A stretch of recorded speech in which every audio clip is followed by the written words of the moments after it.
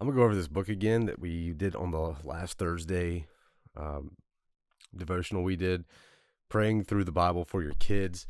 I'll put the link for this in the description below so you can add it to your library for yourself and go over it with your family for yourself. It's There's some good nuggets in here. So this one is the January 24th one, Whole Body Focus. It has a group of scriptures at the top that we're not going to really go over because I'm just going to read the devotional for you. I want to keep this short. Thursday, meetings are pretty short on here, but it goes through Genesis 48 and 49, Matthew 15 and 16, Psalm 20, Proverbs 4. But it says, guard your heart above all else, for it determines the course of your life. Avoid all perverse talk. Stay away from corrupt speech. Look straight ahead and fix your eyes on what lies before you. Mark out a straight path for your feet. Stay on the safe path. Don't get sidetracked. Keep your feet from following evil. And that's from Proverbs 4:23 through 27.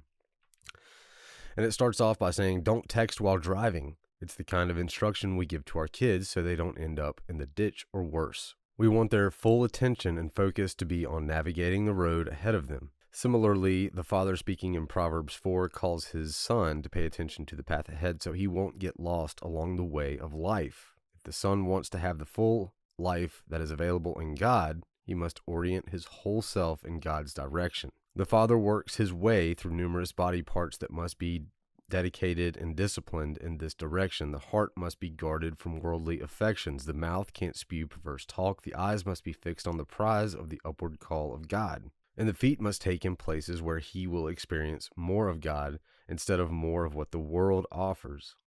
If we and our children are going to go after Christ, we can't simply invite him along on the life we have charted out for ourselves. Christ must be our constant companion as well as our destination.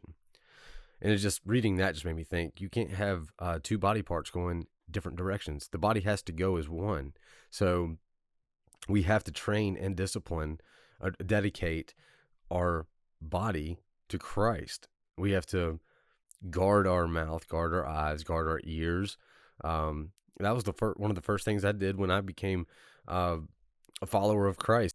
I had to get rid of certain music. I had to clean out my DVD collection. I had to get rid of things in my house, and I had to take time away from things that didn't honor God and put it towards things that did honor God. I got in his word. I got in prayer.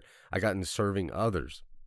But this devotional continues. We are all vulnerable to having hearts that grow cold towards the things of God, mouths that talk in ways that diminish Christ, eyes that flirt from thing to thing rather than focus on his word, and feet that don't follow in the footsteps of Christ. But the Bible calls us to deploy the entirety of our bodies in pursuing Christ by offering them as living sacrifices. So you have to sacrifice the things that don't honor God. Yes, Christ was our sacrifice for salvation, but in salvation there is sanctification. We are walking closer and closer to Jesus. We are giving up things, and we are, or let's just say, putting things down, and we are picking things up that we need to pick up. So we need to be living sacrifices, and sometimes that's not easy. But if you truly love Jesus and you want to walk with Jesus, you have to leave those things behind.